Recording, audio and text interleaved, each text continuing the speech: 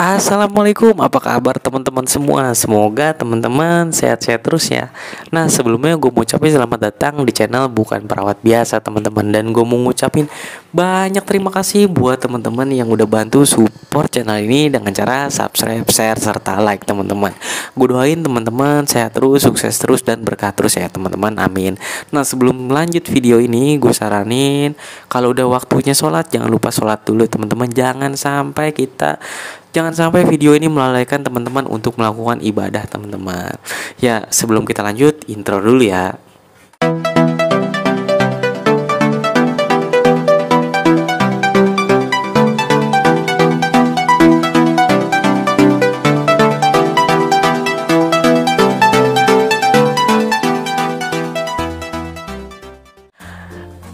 Nah, teman-teman, pada video kali ini gue sebelumnya udah ngebahas tentang BPJS Kesehatan ya.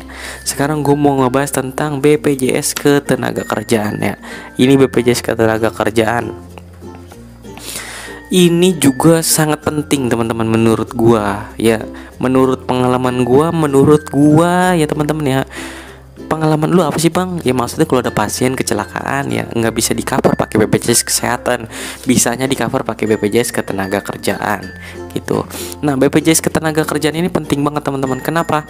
Karena misal gini ya, ketika kita berangkat kerja, pas di perjalanan kita kecelakaan amit-amit, patah kaki atau nggak apa lecet-lecet. Nah, itu bisa di cover dengan menunjukkan BPJS Ketenagakerjaan karena itu kita dalam posisi berangkat kerja mau pulang kerja mau apapun ya yang tentang berhubungan dengan kerja itu bisa di cover dengan BPJS Ketenagakerjaan. Nah gitu, jadi penting banget teman-teman. Waktu itu ada tukang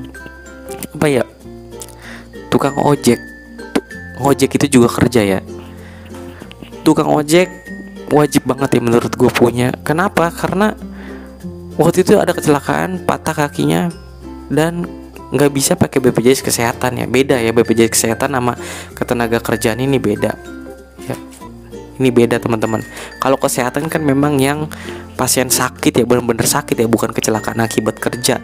Tapi kalau BPJS Ketenagakerjaan memang yang khusus kecelakaan kerja.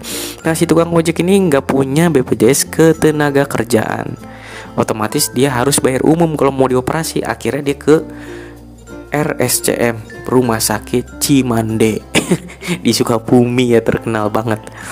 Diurut lah maksudnya. Terus juga ada tukang bangunan jatuh dari tangga, patah kakinya. Ya, itu juga termasuk kecelakaan kerja, tidak bisa di cover dengan BPJS Kesehatan. Bisa jadi cover dengan BPJS Ketenagakerjaan. Nah, apa permasalahannya? Permasalahannya di masyarakat ternyata banyak yang bilang, saya nggak kerja bang, gitu, saya nggak kerja kantoran, makanya nggak punya BPJS Ketenagakerjaan. Siapa bilang bro? Di sini di video kali ini gue cuma mau berbagi informasi ya. BPJS Ketenagakerjaan ini bisa teman-teman bikin sendiri, asal teman-teman punya kerjaan ya, misalnya entah ngojek, entah dagang. Ini bisa kita buat mandiri ya teman-teman ya. Biayanya kalau nggak salah kemarin itu 16.500 ya. Kebetulan gue udah nggak kerja ya, terus nih gue tutup ya. Kalau kita dari Ketenagakerjaan kan kayak ada dapetnya jam sostek gitu ya, jaminan hari tua gitu ya. Nah, ini gue udah cairin.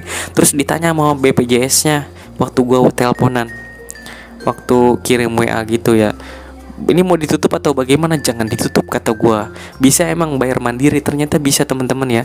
Yang penting kita dalam kondisi kerja. Waktu itu gue kerjanya serabutan ya teman-teman, gue ngojek ya, jadi ternyata bisa teman-teman. Cuman sampai sekarang sih gue belum gue urus ya, gue baru cuma dapat informasinya. Dan memang gue baca di vlog di websitenya itu bisa ya kalau kita ngajuin bikin BPJS Kesehatan, BPJS Ketenagakerjaan mandiri ya.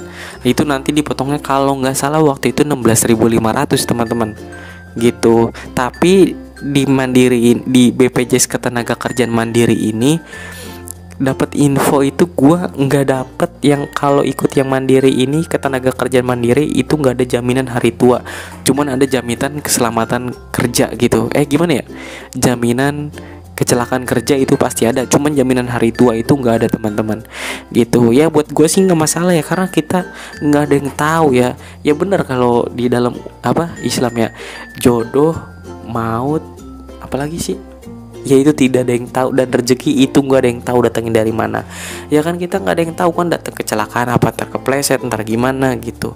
Ya pokoknya teman-teman jangan lupa ya bikin ya. Cara bikinnya gimana bang? Gue juga belum tahu. Coba teman-teman baca aja ya, atau nggak datengin kantor BPJS Ketenagakerjaan yang ada di tempat teman-teman gitu. Ya mungkin itu aja sih dari gua. Jangan lupa apa ya, dibuat BPJS Ketenagakerjaan kayak kesehatan kayak pokoknya dibuat ya, itu penting bener, gua nggak bohong.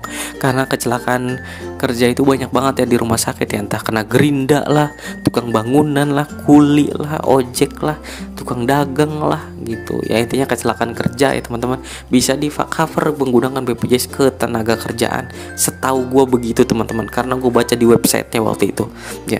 Mungkin itu aja dari gue. Kalau ada salah-salah kata gue mohon maaf ya teman-teman, karena kesalahan hanya milik gue dan kesempurnaan hanya milik Allah Subhanahu wa taala. Kurang lebihnya mohon maaf. Wassalamualaikum warahmatullahi wabarakatuh.